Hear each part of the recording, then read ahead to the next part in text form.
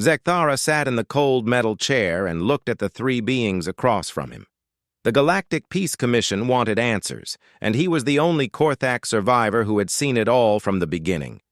His forearms shook slightly as he remembered those terrible days when everything the Korthak Empire believed about war and conquest fell apart because of one strange species. The first time Zekthara saw humans was 3 years ago when Admiral Vex Morin led the greatest fleet in Korthak history toward a small yellow star. Intelligence reports said the third planet held a species that had just learned to travel between stars. It should have been easy.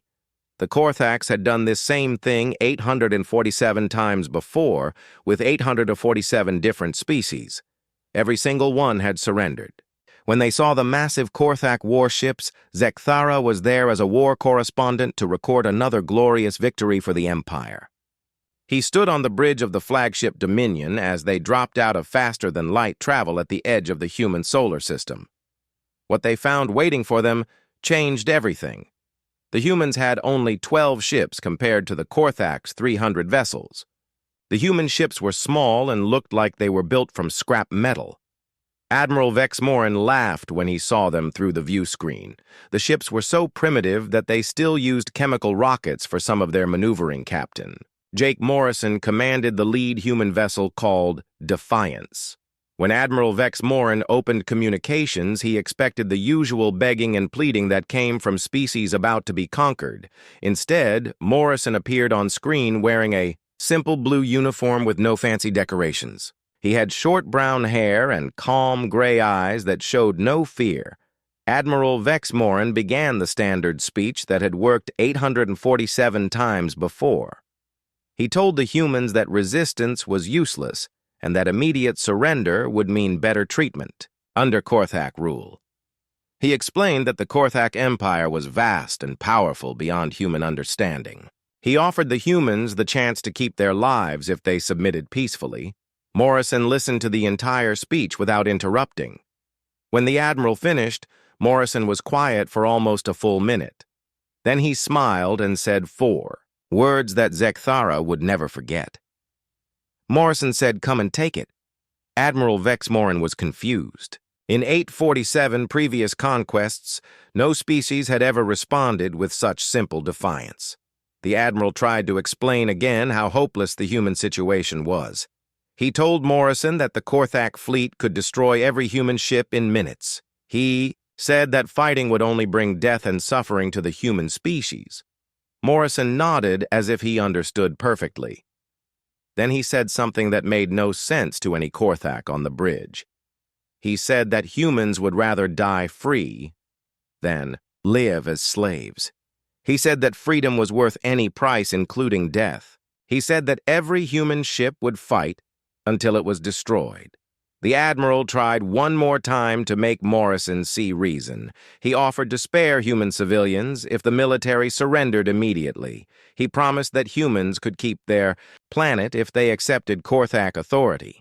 He even offered Morrison a position in the Korthak fleet if he would help convince other humans to surrender. Morrison just shook his head and said that humans had tried being reasonable with bullies before, and it never worked. He said that sometimes you had to punch a bully in the nose even if the bully was bigger than you. Then Morrison said something that made Zekthara feel cold fear for the first time in his life. Morrison said that humans had been preparing for this day since they first looked up at the stars. He said that every human knew that someday they would meet a species that wanted to take their freedom away. He said that humans had spent generations learning how to fight enemies who were stronger and better equipped than they were. Admiral Vex Morin finally gave up trying to talk and ordered the attack. The Korthak fleet moved forward, expecting the humans to run or surrender at the last moment. Instead, the human ships charged straight at the Korthak formation. 12 tiny ships against 300 massive warships. What happened next was the first sign that humans were different from every other species in the galaxy. Instead of trying to preserve their ships, the humans used them as weapons. 3. Human vessels rammed directly into Korthak destroyers and exploded. The explosions were so powerful that they took out 6 more Korthak ships. The remaining human ships fought like nothing Zekthara had ever seen. They ignored damage that would have forced any other species to surrender. Human ships kept fighting even after they lost weapons and engines. One human vessel continued attacking using only emergency thrusters, and a single damaged cannon. Captain Morrison's ship Defiance was the last human vessel still fighting. It had lost half its hull and was leaking atmosphere, but Morrison refused to surrender. Admiral Vex Morin personally targeted the Defiance with the flagship's main weapons. The human ship exploded in a ball of fire that lit up the darkness of space. The battle was over, but Admiral Vex Morin did not feel victorious. The humans had destroyed 18 Korthak ships and damaged dozens more. No species had ever inflicted such losses on a Korthak fleet before surrendering. The admiral kept staring at the wreckage of the human ships and asking himself what kind of species would fight so desperately for something as meaningless as freedom. Zekthara knew that the admiral was thinking the same thing that every Korthak on the bridge was thinking. They had won the battle, but somehow it felt like they had lost something important. The humans were dead, but their defiance seemed to hang in the space around them like a ghost that would not rest. That was when they received the transmission from the human planet. A woman's voice came through the communications system and told the Korthak fleet that Earth had received Morrison's final message. She said that every human on the planet now knew that the Korthaks could be hurt and that freedom was worth fighting for. She said that the real war was just beginning. Zekthara closed his eyes and tried to forget what he had witnessed during the invasion of Earth, but the memories would not leave him alone.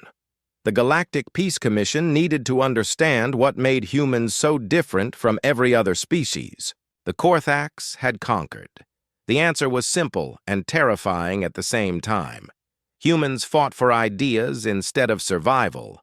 After the space battle, Admiral Vex Morin ordered the invasion of the human home world.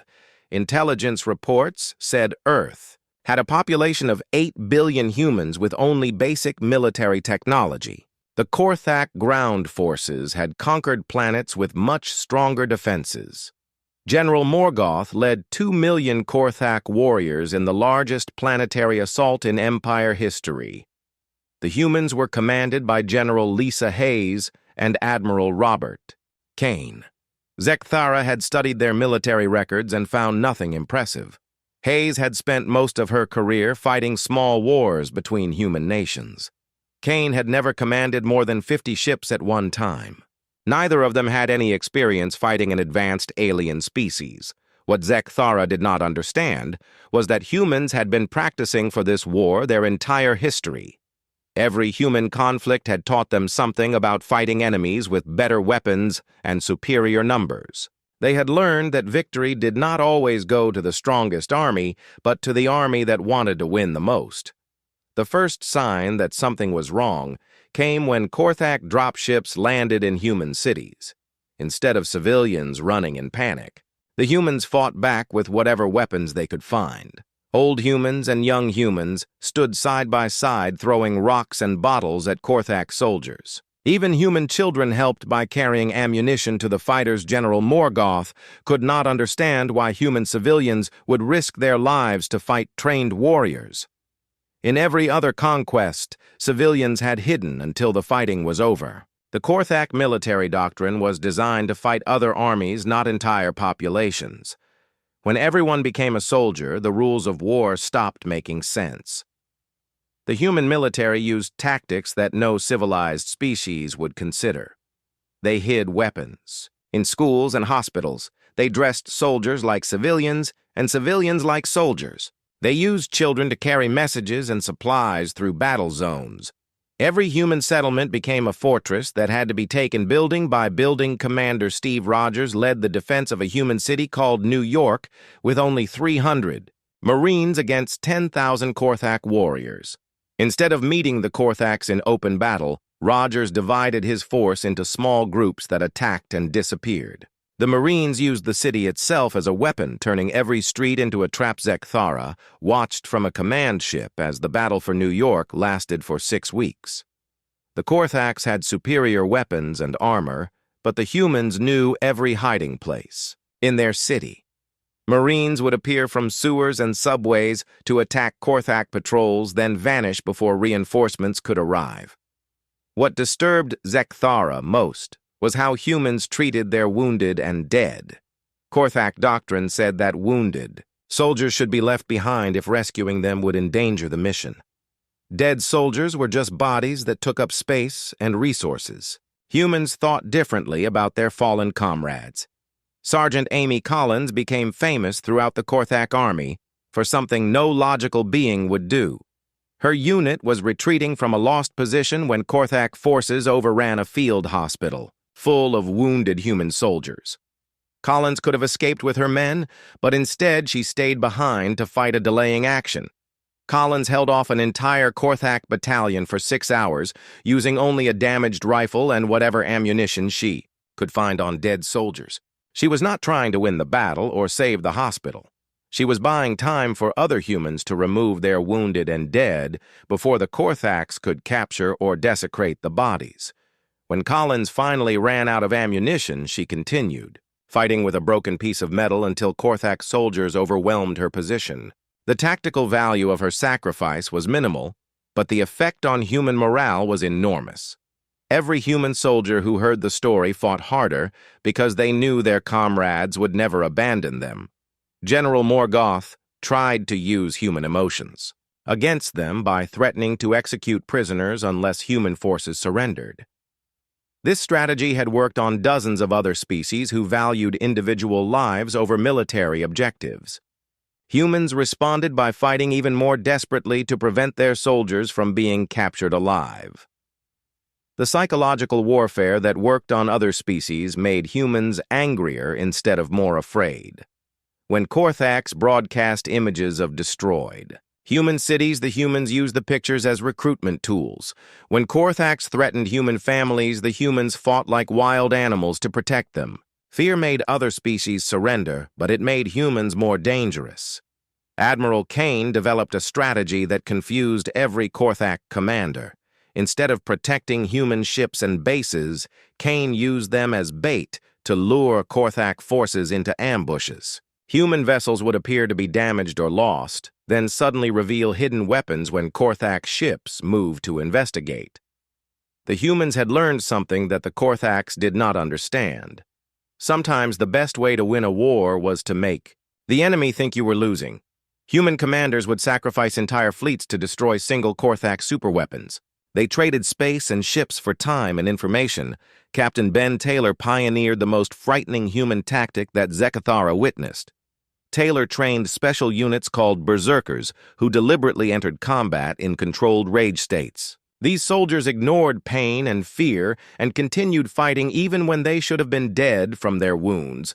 Korthak battle computers were designed to predict enemy behavior based on logical decision-making. When humans stopped being logical, the computers became useless. Berserker units would charge directly into Korthak positions without regard for casualties or tactical advantage. The sight of humans fighting like mindless animals terrified Korthak soldiers who had never seen such behavior. The worst part for Zekthara was realizing that humans were not actually mindless when they fought. They were making calculated decisions to trade their lives for strategic advantages. A human soldier might sacrifice himself to destroy a single Korthak vehicle if that vehicle was important enough to the battle. General Hayes used this human willingness to die for abstract concepts as her greatest weapon. She convinced human soldiers that their deaths would inspire other humans to fight harder. She told them that future generations would remember their sacrifice and be grateful for their freedom.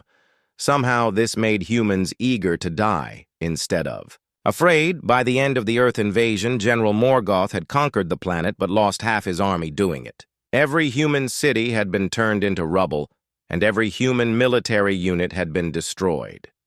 But the humans had proven that the mighty Korthak Empire could be hurt, and that knowledge was spreading to every world in the galaxy. Zekthara knew that Admiral Vexmorin and General Morgoth were making the same mistake that Korthak commanders had made 847 times before. They thought that conquering the enemy homeworld meant the war was over. But humans had taught their children that home was not a place but an idea, and ideas could not be conquered by force. Zekthara rubbed his temples with 2 of his 4 hands as he continued his testimony to the Galactic Peace Commission. The third phase of the war was when the Korthak Empire realized they were not fighting a normal species. Humans had a talent that terrified every advanced civilization in the galaxy. They could learn and adapt faster than any being had a right to. After conquering Earth, the Korthak High Command expected the human resistance to collapse within months. Humans had lost their home world and most of their military forces. Logic said they should surrender or at least retreat to lick their wounds. Instead, the humans did something that no other species had ever attempted. They got better at war. Dr. Richard Stone led a team of human scientists who had escaped Earth before the invasion. They studied every piece of Korthak technology they could find, including wreckage from the space battles and equipment left behind by occupation forces. Within 6 months, the humans had not only figured out how Korthak weapons worked, but had built improved versions. The first sign of human adaptation came when Korthak patrols started losing contact with their base ships. Investigation teams would find patrol vessels completely destroyed by weapons that should not have existed. The energy signatures matched Korthak plasma cannons, but the power levels were impossible for human technology to achieve. Lieutenant Colonel Maria Santos was responsible for the psychological warfare that made Korthak soldiers afraid to sleep. Santos had studied Korthak biology and discovered that their hearing was more sensitive than human ears. She used this knowledge to create sonic weapons that could drive Korthak troops insane with frequencies that humans could barely hear. Santos would broadcast human war songs and battle cries across Korthak communication channels during night operations. The sounds were designed to trigger fear responses in Korthak brains while inspiring human fighters to greater fury. Korthak soldiers began reporting nightmares about human voices calling for revenge from beyond death. The psychological attacks became so effective that Korthak commanders had to rotate their troops off front-line duty after only weeks of exposure. Entire Korthak units requested transfer to other sectors rather than face the human psychological warfare. Some Korthak soldiers suffered permanent mental damage from exposure to human sonic weapons. Captain Ben Taylor expanded his Berserker program into something that violated every rule of civilized warfare. Taylor discovered that humans could enter combat trance states that made them immune to pain and fear. These Berserker units would attack Korthak positions while screaming ancient, human war cries that froze Korthak blood. The Berserkers painted their faces with human blood and wore the bones of dead enemies as decorations. They carried primitive weapons alongside advanced firearms because they wanted to kill Korthaks with their bare hands. The sight of humans charging into battle while howling like wild animals broke the morale of veteran Korthak troops. Zekthara had seen recordings of Berserker attacks, and they still gave him nightmares. Humans would run directly into Korthak energy weapon fire without trying to take cover. Wounded Berserkers would continue fighting even after losing limbs or suffering injuries that should have killed them instantly. The most terrifying thing about the Berserkers was that they were not mindless savages.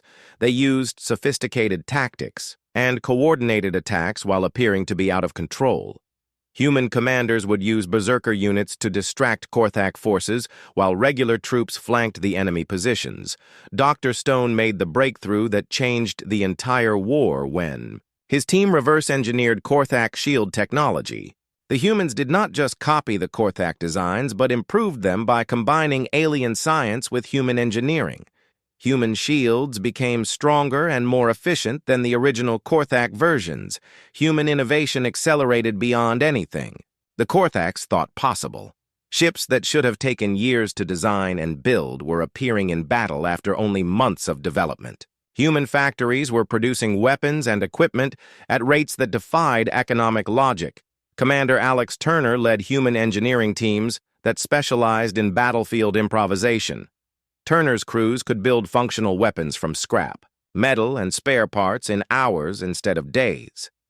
They created mobile factories that could be broken down and moved when Korthak forces got too close. The humans had learned to fight a different kind of war than any species the Korthaks had faced before. Instead of trying to match Korthak firepower directly, they used speed and creativity to stay ahead of Korthak technology. Every time the Korthaks developed a counter to human tactics, the humans changed their methods. Human ship designs became so unpredictable that Korthak battle computers could not track them effectively. Some human vessels were built to look like cargo ships until they opened hidden weapon ports and revealed massive artillery. Other ships appeared heavily armed but were actually fast scouts designed to gather intelligence. The humans started using Korthak tactics against the Korthaks themselves. They captured enemy ships and modified them with human weapons and shields. Human crews would use captured Korthak vessels to approach enemy formations, then reveal their true identity at point-blank range. Captain Peter Clark pioneered the human strategy of total war that confused every Korthak commander. Clark's engineering units would destroy infrastructure not to harm civilians, but to force Korthak occupation forces to waste resources on humanitarian aid. The humans had weaponized compassion itself. Korthak doctrine required occupying forces to maintain basic services for conquered populations. When humans destroyed power plants and water treatment facilities, the Korthaks had to divert military resources to prevent civilian suffering. This gave human resistance fighters more opportunities to attack weakened Korthak positions. The strategy worked because Korthaks could not understand why humans would create problems they then helped solve. Human saboteurs would destroy a bridge, then help Korthak engineers repair it, while gathering intelligence about enemy capabilities. The humans were fighting a war inside a War Admiral Kane developed the fleet tactics that finally gave humans space superiority despite being outnumbered 10-1. Kane realized that human ships did not need to be stronger than Korthak vessels if they could be smarter and faster. He trained human pilots to think like pirates instead of Navy officers. Human fleets would appear in multiple locations simultaneously, using tactics that seemed impossible. Korthak admirals would receive reports of human attacks in star systems that were light years apart and happening at the same time. The humans had learned to use physics itself as a weapon. The turning point came when Dr. Stone's team created the first human superweapon using modified Korthak technology. The weapon could destroy entire Korthak battle groups with a single shot. But humans used it differently than any other species would have done. Instead of targeting enemy fleets, they used it to destroy Korthak symbols of power. Human forces used the superweapon to destroy the Korthak monument on their first conquered world. The monument had no military value, but its destruction sent a message to every enslaved species in the galaxy. The message was simple, but revolutionary. It said that Korthak power was not absolute and could be challenged. Zekthara realized that the humans had turned the war from a military conflict into something much more dangerous. They had made it a war of ideas where victory went to whoever could inspire others to fight for their beliefs. The Korthaks were fighting to maintain their empire, but humans were fighting to destroy the concept of empire itself. The scariest thing about human innovation was that it never stopped improving. Every battle taught them something new about warfare that they immediately shared with other human units. The humans treated war like a science where failure was just another form of data to be analyzed and used. By the end of the third phase, human technology had advanced centuries beyond what should have been possible in such a short time. The species that had been using chemical rockets just months before was now building weapons that could challenge the greatest empire in galactic history. Zekthara paused in his testimony to the Galactic Peace Commission and stared at his hands. The fourth phase of the war was when everything the Korthak Empire believed about military superiority and technological advantage proved to be wrong. It was when a species that should have been extinct started winning battles they had no right to win. The moment Zekthara knew the war was lost came during the Battle of Kepler Station. Admiral Kane's human fleet had been defending the station for 3 months against overwhelming Korthak forces. Intelligence reports said the human fleet was down to less than 30 ships and was running out of ammunition, and Fuel Admiral Vex Morin personally led a massive Korthak battle group to finish off the human resistance. The attack should have been a simple cleanup operation against desperate survivors. Instead, it became the greatest military disaster in Korthak history and the beginning of the end for the Empire. The human fleet at Kepler Station fought exactly as Korthak strategists expected. They used hit-and-run tactics to slow the Korthak, advance but gradually fell back toward the station itself. Admiral Kane's ships took heavy damage and several were destroyed in the fighting. Everything suggested that the humans were making their last stand. Admiral Vex Morin moved his entire fleet into position to destroy the station and end human resistance in that sector. The Korthak ships formed a massive battle line that stretched across space like a wall of death. Every weapon was targeted on the remaining human vessels and the station they were defending. That was when Admiral Kane revealed the trap he had been preparing for months. The damaged human ships suddenly accelerated toward the Korthak line while broadcasting a signal that activated hidden weapons placed throughout the asteroid field around Kepler Station. The asteroids themselves became missiles guided by human remote control. But the real surprise came from behind the Korthak fleet, where space itself seemed to tear open and reveal dozens of human warships that should not have existed. The ships emerged from a nebula that Korthak sensors had dismissed as empty space. The humans had been building a secret fleet using debris from previous battles. Admiral Kane had spent months convincing the Korthaks that his forces were trapped, and desperate while actually preparing the largest ambush in military history. The human ships that emerged from the nebula were not just rebuilt versions of destroyed vessels, but entirely new designs that incorporated the best of human and Korthak technology. The battle became a massacre, but this time the Korthaks were the victims. Caught between the station defenses and the surprise fleet, the Korthak formation collapsed into chaos. Ships that had been hunting humans for months found themselves surrounded by enemies who knew every weakness in Korthak armor and shield Zekthara. Watched from the flagship as Admiral Vex Morin tried to rally his forces, but the humans had learned to think like Korthaks while keeping their own unpredictable nature. Every time the Admiral attempted to reorganize his battle line, human ships would appear in impossible locations and destroy key vessels.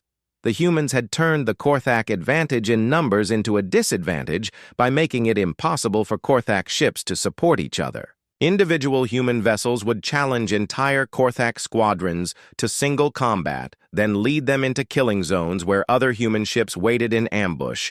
Admiral Kane himself appeared on the communication system as the Korthak fleet burned around them. He told Admiral Vex Morin that humans had been studying Korthak tactics for months and had learned to predict every move the Empire would make. He said that Korthaks fought like machines, but humans fought like artists. The defeat at Kepler Station cost the Korthak Empire over 200 ships and their most experienced admiral, but the psychological impact was even worse than the military losses. For the first time in Empire history, a Korthak fleet had been completely outmaneuvered and destroyed by an enemy that was supposed to be primitive. Colonel Nicole Wright led the next human operation that proved the war had entered a new phase. Wright commanded a special forces unit that had been training for months to assault the Korthak fortress world of Mordecai. The planet was protected by orbital defense platforms, and a garrison of 50,000 Korthak warriors. Intelligence said that Mordecai was impregnable and that any attack would require a fleet of at least 500 ships to have any chance of success. The humans had fewer than 50 vessels available for the operation. Military logic said the attack was impossible, but humans had stopped following military logic. Wright's assault force used a combination of stealth technology stolen from captured Korthak ships and human innovation to approach Mordecai undetected. The ships were disguised as space debris and moved so slowly that Korthak sensors dismissed them as natural objects drifting through space. The landing force consisted of only 300 human soldiers against 50,000 Korthak defenders. The odds were so hopeless that Korthak commanders did not even bother to increase security when they detected the human infiltration. They assumed it was a desperate suicide mission that would fail within hours. Wright proved them wrong by doing something no military commander in galactic history had ever attempted. Instead of attacking military targets, her forces went after Korthak cultural sites and monuments.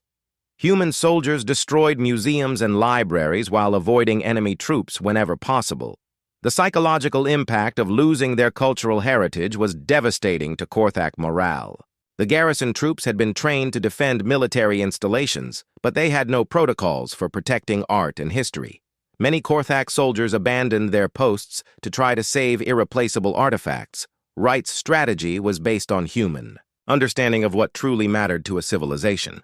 Military bases could be rebuilt, but cultural identity could not be replaced once it was destroyed. The humans had weaponized the Korthak love of their own history and traditions. Captain Peter Clark's engineering corps had developed the tactics that made Wright's mission possible. Clark had realized that humans did not need to defeat Korthak armies if they could make the armies defeat themselves. His teams specialized in creating chaos that forced enemies to waste resources, solving problems. Clark's crews would destroy civilian infrastructure like power plants and communication networks, then immediately offer to help repair the damage. While Korthak engineers worked alongside human technicians to restore services, the humans were actually gathering intelligence and planting surveillance devices. The strategy confused Korthak commanders, who could not understand why humans would create problems they then helped solve. The humans were fighting a war where destruction and construction happened simultaneously. Every act of sabotage became an opportunity for espionage. The most brilliant part of Clark's tactics was that they turned Korthak efficiency against itself. The Empire prided itself on maintaining order and providing services to conquered populations. When humans disrupted these services, the Korthaks had to divert military resources to humanitarian missions. Human resistance fighters would destroy. A hospital then helped Korthak medics treat the wounded while secretly mapping enemy medical supplies and procedures. They would sabotage food distribution centers, then assist in relief efforts while learning about Korthak logistics and supply chains. Admiral Kane used the intelligence gathered by Clark's teams to plan attacks that seemed impossible. Human fleets would appear at exactly the right time and place to intercept Korthak supply convoys or reinforcement columns. The humans always seemed to know where Korthak forces would be before the Korthaks knew it themselves. The turning point in space combat came when human pilots started using Korthak psychology against enemy crews. Human ships would broadcast messages, in perfect Korthak language, claiming to be reinforcements or giving false orders. Confused Korthak vessels would lower their shields or change course based on fake communications. Captain Susan Blake pioneered the human tactic of attacking enemy morale instead of enemy ships. Blake would challenge Korthak commanders to single combat over communication channels while broadcasting the conversations to entire enemy fleets. She would insult Korthak honor and courage until enemy captains made tactical mistakes trying to prove their worth. The humans had learned that Korthaks valued personal reputation above strategic advantage. Blake would trick enemy commanders into fighting duels when they should have been coordinating fleet movements. Individual Korthak captains would break formation to engage human ships in single combat, while their squadrons fell apart around them. By the end of the fourth phase, human forces were winning battles through superior intelligence and psychological warfare rather than firepower. They had turned the Korthak Empire's greatest strengths into weaknesses by understanding how Korthak minds worked better than the Korthaks understood themselves. Zekathara realized that humans had achieved something no other species had ever managed. They had made the Korthak Empire afraid of its own shadow. Zekathara felt his voice shake as he reached the part of his testimony that still gave him nightmares. The fifth phase of the war was when humans revealed their most terrifying characteristic. They did not just fight for their own survival, but for abstract concepts like justice and freedom that applied to species they had never even met. The transformation began when human intelligence discovered the true scope of the Korthak Empire. Captain Alex Turner led reconnaissance missions that mapped Korthak territory and found evidence of dozens of enslaved species scattered across hundreds of worlds. The humans learned that Earth was just the latest conquest. In a campaign that had lasted thousands of years, most species would have used this information to plan their own escape or negotiate better terms for surrender. Humans did something that no logical being could understand. They decided that their war against the Korthaks was no longer about human survival, but about liberating every enslaved species in the galaxy. General Lisa Hayes announced the new human war aims in a broadcast that reached every corner of Korthak space. She said that humans would not stop fighting until every species was free to choose its own destiny. She promised that human forces would fight alongside any people who wanted to throw off Korthak rule. The announcement was military suicide, and everyone knew it. Fighting to defend Earth was difficult enough, but trying to liberate an entire galaxy was impossible for a species that had barely learned interstellar travel. The smart strategy would have been to negotiate a peace treaty that guaranteed human independence. Instead, humans did what they always did when faced with impossible odds. They found a way to make the impossible happen through sheer determination and creative thinking. Commander Turner began recruiting resistance fighters from enslaved species and teaching them human guerrilla tactics. The first alien species to join the human cause were the Villani, who had been enslaved by the Korthaks for over 2 centuries. The Villani were natural engineers who had been forced to build Korthak weapons and ships. Turner's team taught them how to sabotage their own work without getting caught. Villani workers began building flaws into Korthak equipment that would only become apparent during combat. Ship engines would fail at critical moments, and weapon systems would overheat when fired continuously. The sabotage was so subtle that Korthak quality control never detected it until it was too late. The psychological impact of unreliable equipment was devastating to Korthak morale. Soldiers who had always trusted their superior technology began to doubt whether their weapons would work when they needed them. Fear of equipment failure made Korthak troops hesitant and cautious in battle. Turner's liberation strategy worked because he understood something about oppression that the Korthaks had never considered. Enslaved species had been watching their masters for generations and knew every weakness in the Korthak system. They just needed someone to teach them how to exploit those weaknesses. The Zephyrian resistance was led by a former slave named Kith Ara, who had worked in Korthak communication centers for 50 years. Kith Ara knew every code and protocol used by the Empire. She taught human operatives how to intercept and decode Korthak military communications. Human intelligence suddenly became perfect because they were receiving real-time information about every Korthak troop movement and battle plan. Admiral Kane could position his fleets to intercept enemy forces before the Korthaks even left their bases. The Empire's communication network became a weapon pointed at itself. The Horvathi joined the rebellion after Turner's team helped them recapture their sacred breeding grounds on the moon of Torval. The Horvathi were fierce warriors who had been broken by centuries of slavery, but remembered their proud military traditions. Human trainers taught them modern tactics to combine with their natural fighting instincts. Each species that joined the rebellion brought unique skills and knowledge that made the human cause stronger. The Trilaxians were natural pilots who could fly ships through asteroid fields and nebulae that would destroy any other crew. The Omnari were living computers who could hack Korthak systems faster than electronic warfare programs. Admiral Susan Blake coordinated the multi-species fleets that began appearing throughout Korthak territory.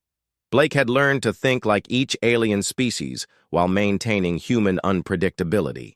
Her fleet compositions were impossible for Korthak strategists to counter because they combined the best tactics from dozens of different military traditions. The rebellion spread faster than the Korthaks could contain it because humans had taught enslaved species that revolution was contagious. Every successful liberation inspired other worlds to rise up against their oppressors. The Korthak Empire found itself fighting dozens of separate wars simultaneously. What terrified Zekathera most was watching Korthak soldiers realize that they were no longer fighting for conquest, but for survival.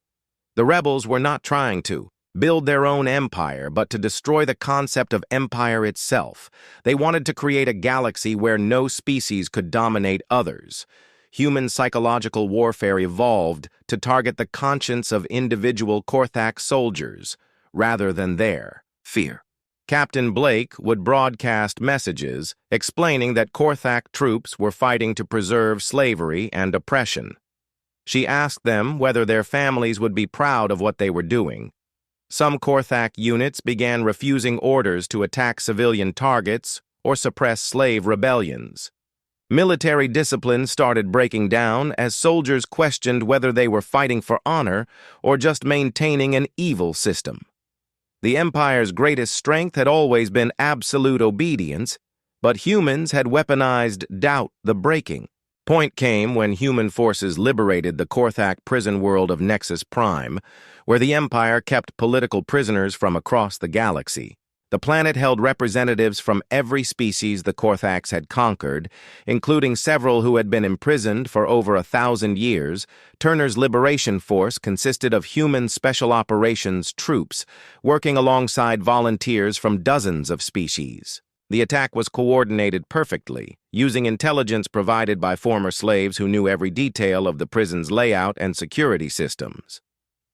The liberation of Nexus Prime was broadcast across the galaxy and showed enslaved populations that the Korthak Empire could be defeated. Former prisoners who had become legends in their own cultures returned home to lead resistance movements.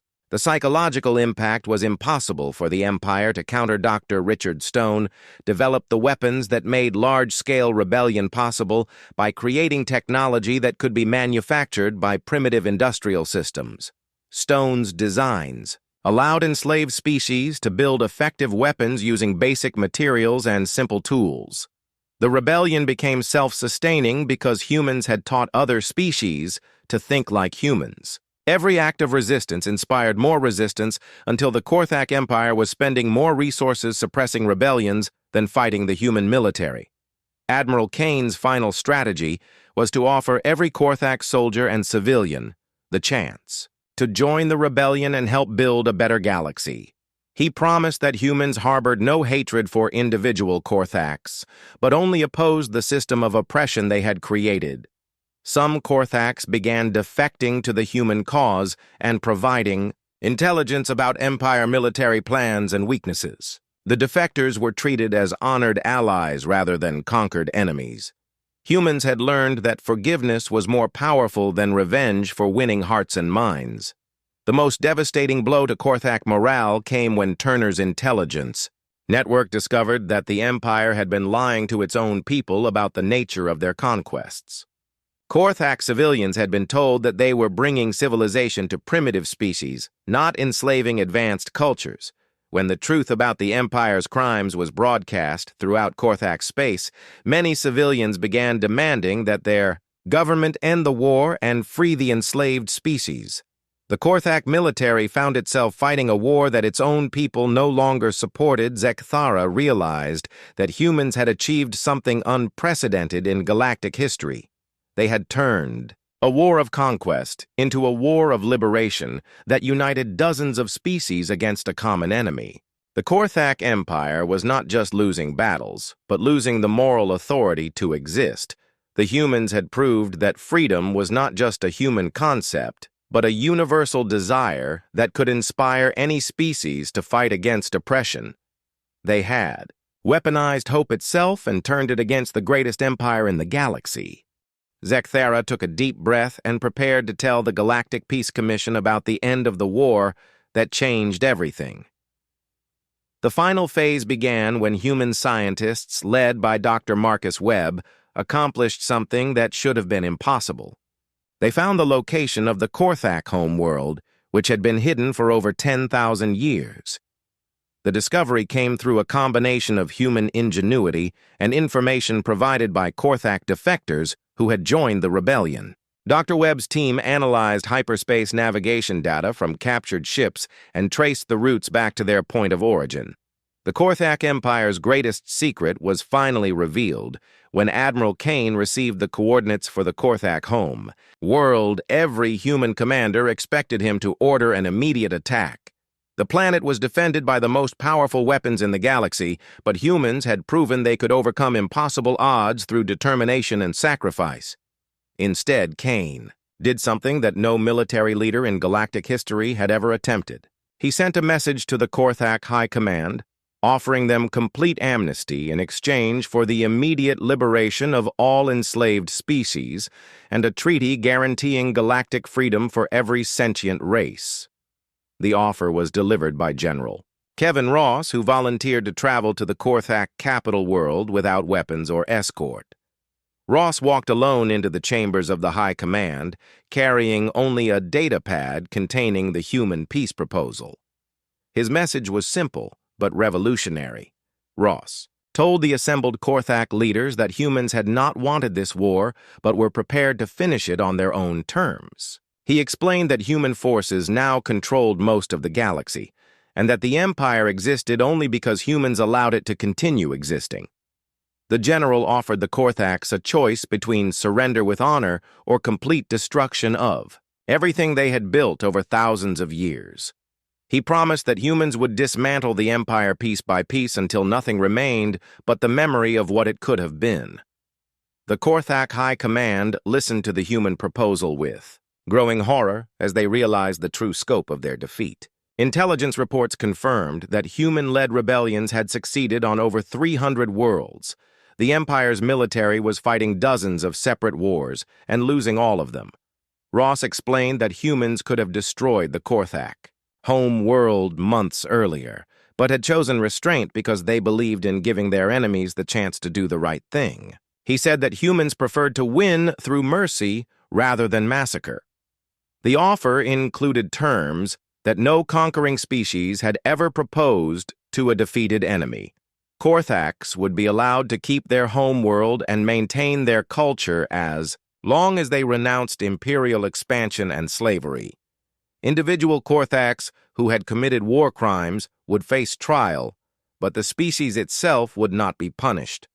What shocked the High Command most was that humans were offering to help rebuild the worlds damaged during the war, regardless of which side had caused the destruction. Ross said that humans believed in healing rather than revenge and wanted to create a galaxy where former enemies could become allies. The Korthak leadership spent days debating the human proposal while their empire collapsed around them. Some commanders wanted to fight to the death rather than accept defeat from a primitive species. Others argued that surrender was the only way to preserve their civilization. The final decision came when news arrived that human forces had liberated the last major Korthak stronghold and that Admiral Kane's fleet was approaching the home world. The High Command realized that further resistance would only result in the complete destruction of their species. Chancellor Morthak delivered the official surrender in a ceremony broadcast throughout the galaxy. He acknowledged that the Korthak Empire had been built on oppression and slavery and formally apologized to every species that had suffered under Korthak rule. The surrender document was signed by representatives from every liberated species in what became known as the Galactic Freedom Accords. The treaty established principles of self-determination and mutual cooperation that would govern relationships between species for generations to come. What amazed Zekthara was that humans immediately began helping their former enemies rebuild their shattered worlds. Human engineering teams worked alongside Korthak technicians to repair damaged infrastructure. Human medical personnel treated wounded Korthak civilians with the same care they gave to their own people. The psychological impact of human mercy was more devastating to Korthak pride than any military defeat could have been. Warriors who had been prepared to die fighting found themselves receiving aid from the enemies they had tried to destroy.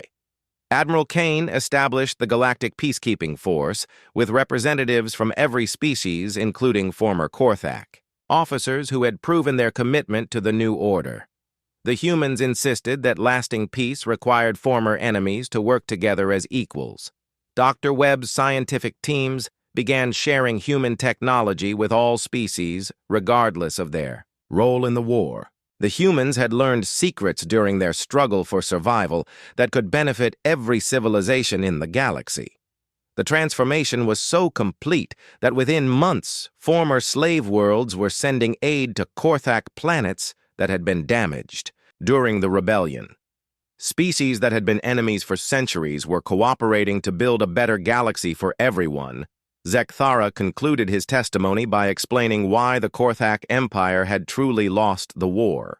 The humans had not defeated them through superior firepower or advanced technology, but through moral superiority and the power of their ideals. The interviewer from the Peace Commission asked Zekthara what made humans different from the 847 other species the Korthaks had conquered. His answer had haunted him since the day General Ross walked unarmed into the high command chambers. Zekthara said that every other species had fought to survive, while humans fought because they believed in something worth dying for. The Korthaks had spent thousands of years perfecting the art of war, but humans had mastered something far more powerful. He explained that you cannot defeat an enemy who considers death in service of their ideals to be victory rather than defeat. When humans decided that freedom was more important than life, they became unstoppable because they had nothing left to lose. The final question asked whether Zekthara believed the peace would last, or if humans would eventually build their own empire to replace the Korthak system. His answer surprised everyone. In the chamber, Zekthara said that humans had taught the galaxy something that no species had understood before. True power came not from the ability to dominate others, but from the wisdom to know when not to use that power. He pointed out that humans could have enslaved every species in the galaxy, but instead chose to liberate them. They could have built the greatest empire in history, but decided to create a system where empires could never exist again. The war correspondent who had witnessed the rise and fall of the greatest military power in galactic history ended his testimony with words that would be remembered for generations. He said that humans had won the war, not by becoming better at fighting, but by proving there was something better than fighting. Zekthara told the commission that the humans had given the galaxy its greatest gift by showing that even the most primitive species could achieve greatness through courage and compassion. They had proved that hope was stronger than fear and that freedom was worth any sacrifice. The old Korthak looked at his interviewers and said that he hoped they would remember the lesson humans had taught through their blood and sacrifice. Sometimes, the most advanced species was not the one with the best weapons, but the one with the strongest principles. As Zekthara left the hearing chamber, he thought about the human memorial that had been built on the site of the first battle where Captain Morrison had said, "Come and take it." The inscription simply read that courage was not the absence of fear, but action in spite of fear. The memorial reminded every visitor that humans had faced the greatest empire in galactic history, with nothing but 12 small ships and the unshakable belief that freedom was worth fighting for. They had proved that sometimes David really could defeat Goliath if David refused to give up.